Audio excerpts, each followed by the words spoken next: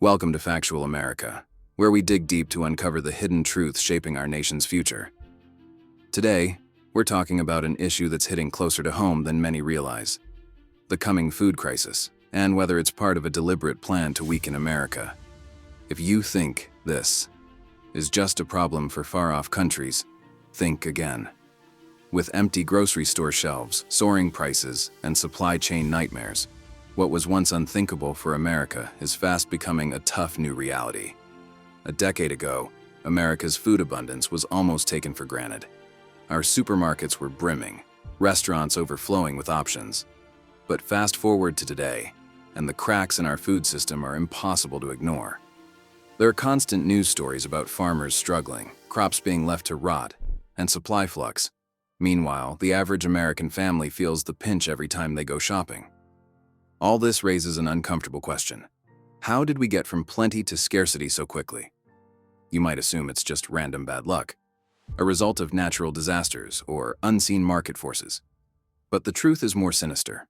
There are deliberate policies and calculated moves, both at home and abroad, that are making America weaker and more dependent than ever on outside forces for our most basic need: food.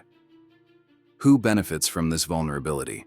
And what are the long-term consequences if this trend is not reversed? Let's start with the issue of farmland. While Americans are distracted by culture wars, our agricultural backbone is being quietly bought up. In the past 15 years, millions of acres of U.S. farmland have been purchased by foreign entities, Chinese companies prominent among them. Why is this happening? Simple. Control the food, and you control the people. The Chinese Communist Party knows this, and they're playing the long game. Think about it. Farmland isn't just real estate. It's national security. Every acre foreign-owned takes bread and butter out of the American family's hands and puts it under the thumb of people who may not have our best interests at heart. Earlier this year, leaked documents showed some foreign buyers snapping up land near military installations. Coincidence? Or something more deliberate? But that's just the tip of the iceberg. Now, let's talk about regulations. The American farmer used to be the backbone of our country. Today, they're drowning in red tape, courtesy of out-of-touch bureaucrats in D.C. Federal and state agencies are piling on with environmental mandates, restrictions on fertilizer and water usage, and costly certifications that make it almost impossible for small farmers to stay afloat. The stated intentions are always noble: saving the climate, protecting the land. But the results? Consolidation of agriculture into fewer hands, often those of megacorporations or foreign interests. While small, family-owned farms vanish, multinational corporations step in, bringing with them monocultures, chemical-dependent solutions, and a laser focus on short-term profits. The diversity and resilience that once defined American agriculture are being sacrificed for efficiency and control. Remember those empty shelves? Get used to it, because as the system gets bigger and more centralized, it gets more fragile. And when food gets scarce, prices climb into the stratosphere. Across the heartland, families are cutting out basic groceries from their diets. School cafeterias are reporting shortages. Seniors have to choose between paying for medicine or a healthy meal. Meanwhile, the mainstream media spins a comforting narrative that it's all just temporary, and soon things will be back to normal. But is it normal that a country once known as the world's breadbasket can't guarantee enough food for its own citizens? But there's more. The energy crisis is feeding right into all of this. In the name of green progress, pipelines are shut down, drilling restricted, fertilizer costs skyrocket, and diesel prices quadruple. All these are critical to agriculture. Who shoulders the burden? Not the politicians or big tech billionaires, but you, the American worker and taxpayer. When farms can't afford to run their equipment or get fertilizer, less food gets grown. Period. What's truly shocking is that in many cases, crops literally rot in the fields while American grocery stores run empty. Why? Because regulations, labor shortages, or broken transport links leave farmers with no way to harvest or ship their produce. At the same time, the federal government increases foreign imports, sometimes from countries with much lower standards. The end result?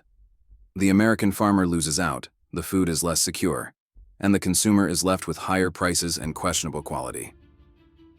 Let me ask you this.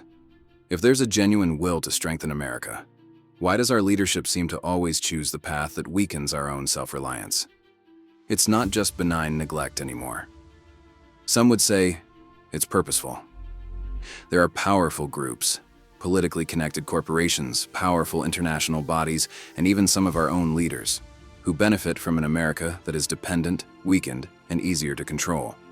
One major twist in this story: while we're told to eat less meat to save the planet, billionaire investors are buying into lab-grown and synthetic foods.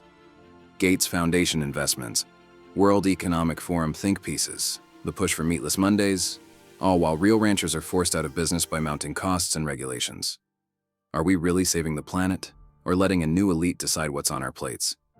You don't have to be a conspiracy theorist to wonder about the endgame. In every crisis, some profit while others lose everything. And we're not just talking about higher food prices. We're talking about losing control of our nation's resources, and even our ability to decide what we eat. As domestic production drops and imports rise, who sets the rules for our most basic needs? Let's dig deeper. Food processing plants all over the country have been hit by a suspiciously high number of fires and accidents in the past few years. Each time a local business closes, supply tightens, and another chain snaps in our already fragile food web. Does anyone truly believe this is all just bad luck? Meanwhile, while the Biden administration hands out billions to encourage food production overseas or invests in biofuel crops over food crops, American farmers are stuck with uncertainty and red tape. Instead of fostering independence, these policies tie us more and more to supply routes that can be cut off by foreign crises or geopolitical gamesmanship at any moment. The effect ripples outward. When America is no longer food independent, our negotiating hand is weak. Foreign nations can withhold shipments, manipulate prices, or use food as a diplomatic weapon. Does anyone really think they wouldn't if push came to shove? After all, look at how Europe's reliance on Russian energy has backfired. Shouldn't we be learning from that? There are also cultural consequences.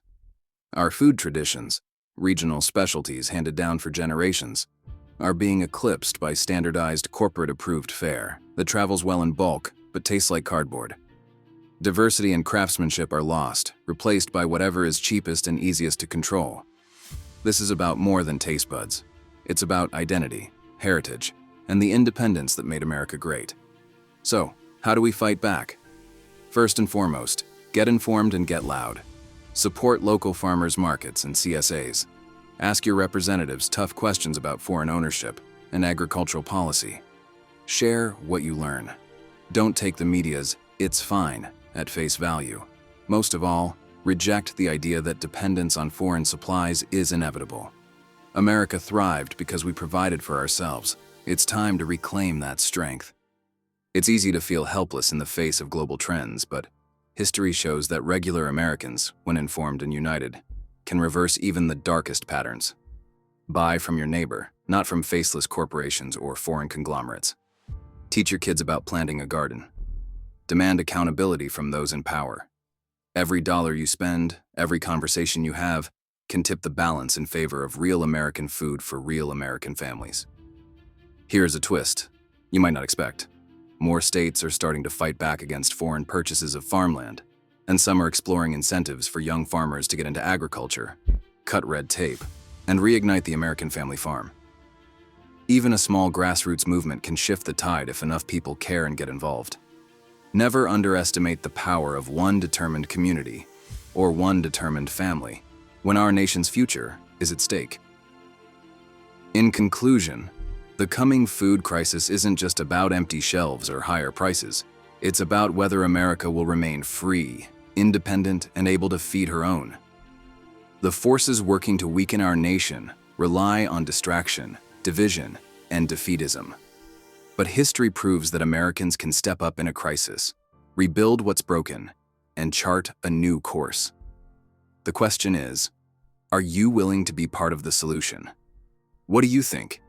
Is this just another rough patch, or is something more deliberate at play? How has the food crisis touched your life, and what are you doing to prepare? Let me know your thoughts in the comments below. And don't forget to tell us what other topics you want to see tackled here on Factual America. Subscribe, share, and let's keep the conversation and the fight for our future alive.